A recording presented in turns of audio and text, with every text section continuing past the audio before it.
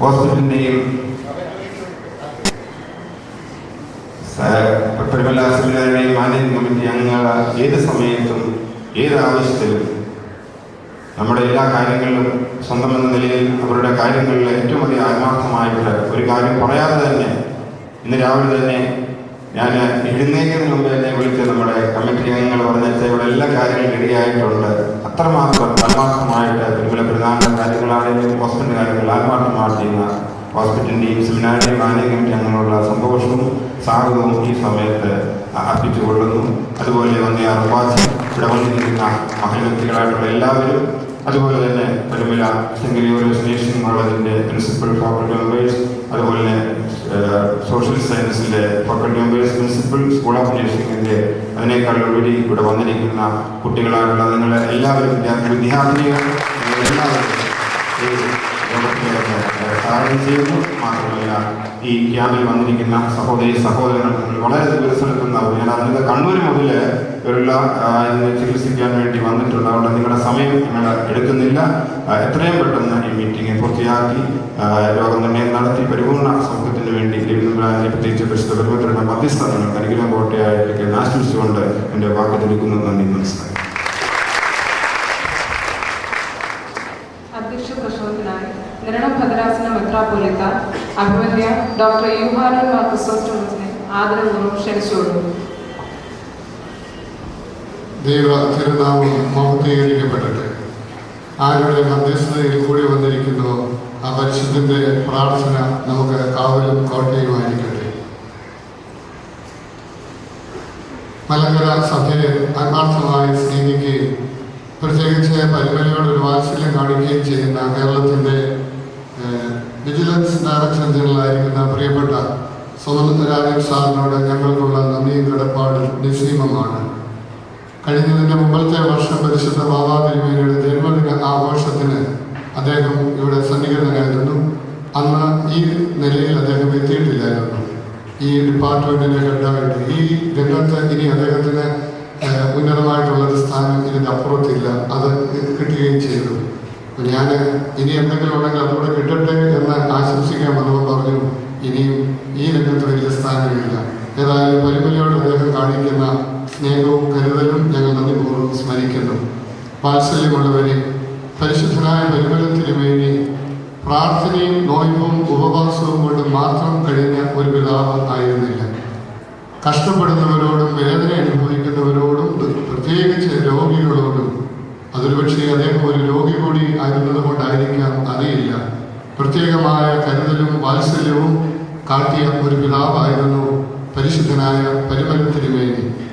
അദ്ദേഹത്തിൻ്റെ കരുണയുടെയും കരുതലിൻ്റെയും ആത്മാവിനെ പരിമലയിൽ ഒഴുക്കുന്നതിന് വേണ്ടിയാണ് ആ പരിശുദ്ധന്റെ നാമത്തിൽ പരിമലയിൽ ഒരു ആശുപത്രി വർഷങ്ങൾക്ക് മുമ്പ് തുടങ്ങിയത്. ഇന്ന് മിക്കവാറും എല്ലാ ഡിപ്പാർട്ട്മെന്റുകളും വളരെ സജീവമായി പ്രവർത്തിക്കുന്ന ഒരാശുപത്രി ആയി അതിനെ തിരുമേനി തന്നെ ദൈവകൃപയാൽ കരുണയാൽ വളർത്തി തന്നു. ലോകത്തിലെ ഏറ്റവും പ്രസിദ്ധ കാർഡിയോളജിസ്റ്റായ ഡോക്ടർ കെ എം ചെറിയാൻ്റെ ഒരു ഡിപ്പാർട്ട്മെന്റ് ഇവിടെ തുടങ്ങുവാൻ അത് സഹായമായി തീർന്നു. ഏഷ്യയിലെ തന്നെ ഏറ്റവും പ്രശസ്തമായ ഒരു ക്യാൻസർ സെന്റർ പരിമലയിൽ ഉണ്ടാകണം എന്നാണ് ആഗ്രഹിക്കുന്നത്. അതിനാണ് പരിശ്രമിക്കുന്നത്.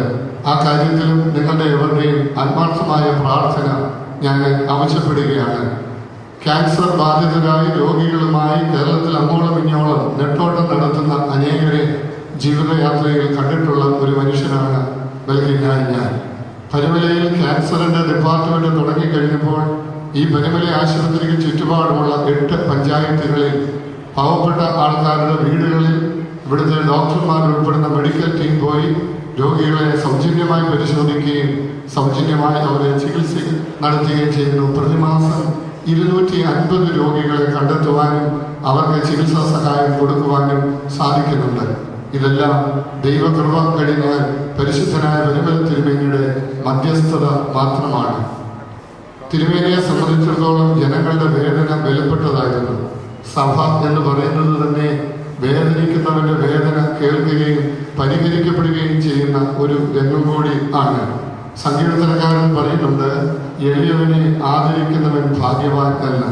അതിൻ്റെ ഒരു പുതിയ പരിഭാഷ കണ്ടത് ദരിദ്രനെ കരുതുന്നവൻ ഭാഗ്യവാൻ. പരിശുദ്ധനായ പരിമള തിരുമേനിയുടെ ഭാഗ്യാവസ്ഥയുടെ ഒരു ലക്ഷണം അതായിരുന്നു. ഈശ്വര വിശ്വാസമുള്ള ദൈവബോധമുള്ള ഓരോ മനുഷ്യൻ്റെയും ആത്മാവും അതുതന്നെയായിരിക്കണം. നമ്മുടെ രാജ്യത്തിൻ്റെ രാഷ്ട്രപിതാവായ ഗാന്ധിജി ഒരിക്കൽ പറഞ്ഞു, നാം എവിടെയായിരുന്നാലും പാവങ്ങളെക്കുറിച്ച് ചിന്തിക്കുന്നവരും കരുതുന്നവരും ആയിരിക്കണം. എനിക്കും നിങ്ങൾക്കും നമുക്കെല്ലാവർക്കും ഈ രംഗത്ത് പ്രവർത്തിക്കുവാൻ കടമയുണ്ട്, ഉത്തരവാദിത്വമുണ്ട്.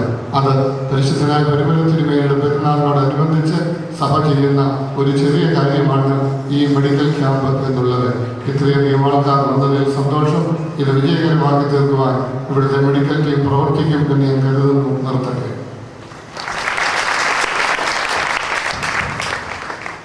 ഉദ്ഘാടന ചടങ്ങ് നിർവഹിക്കുന്നതിനായി DGP vigilance director general Shri KP Somaraj IPSനെ ആദരപൂർവ്വം ക്ഷണിച്ചുകൊള്ളുന്നു. ചടങ്ങിൽ അധ്യക്ഷത വഹിക്കുന്ന മെത്രാപ്പോലീത്ത ഡോക്ടർ യോഹന്നാൻ മാർ ക്രിസോസ്റ്റോമസ് തിരുമേനി അവർക്ക് ഈ ചടങ്ങിൽ സ്വാഗതം പറഞ്ഞ ഫാദർ അലക്സാണ്ടർ കൂടെ, ഫാദർ യോഹന്നാൻ, എൻ്റെ സഹോദരൻ ശ്രീ മധു, ഇദ്ദേഹമാണ് ഞാനിവിടെ വരാനും ഈ സഭയുടെ ആളുകളുമായി ബന്ധപ്പെടുവാനും ഈ കുറച്ച് വർഷങ്ങളായിട്ടും കാരണം എന്നുള്ളതുകൊണ്ടാണ്. ഡോക്ടർ അലക്സ് പോൾ ഇവിടെ സന്നിഹിതരായിരിക്കുന്ന സദസ്സിലും അതുപോലെ തന്നെ ഡയസിലും സന്നിഹിതരായിരിക്കുന്ന ബഹുമാന്യ വ്യക്തികളെ, നമ്മുടെ കേരളത്തിൻ്റെ വിവിധ ഭാഗങ്ങളിൽ നിന്ന് ഇന്നത്തെ ഈ രോഗനിർണയ ക്യാമ്പിൽ പങ്കെടുക്കാൻ വന്നിരിക്കുന്നവരെ, സഹോദരി സഹോദരന്മാരെ, ഞാൻ ഒരു അക്ഷരാർത്ഥത്തിൽ അഭിവന്ദ്യ ബാബാ തിരുമേനിയോടുള്ള അടുപ്പം ഏതാണ്ട് 10-30 വർഷത്തിന് മുമ്പിലത്തേതാണ്.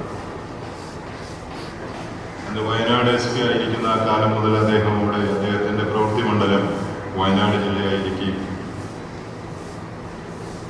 അങ്ങനെ ഒരു പ്രത്യേക സ്നേഹം എനിക്ക് അനുഭവപ്പെടുകയും അതിപ്പോഴും എൻ്റെ ഹൃദയത്തിൽ കാത്തു സൂക്ഷിക്കുകയാണ് ഞാൻ ചെയ്യുന്നത്.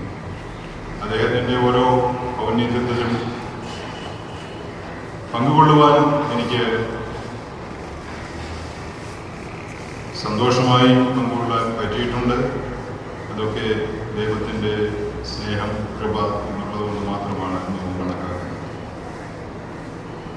ഇന്ന് ഇവിടെ വരുവാനും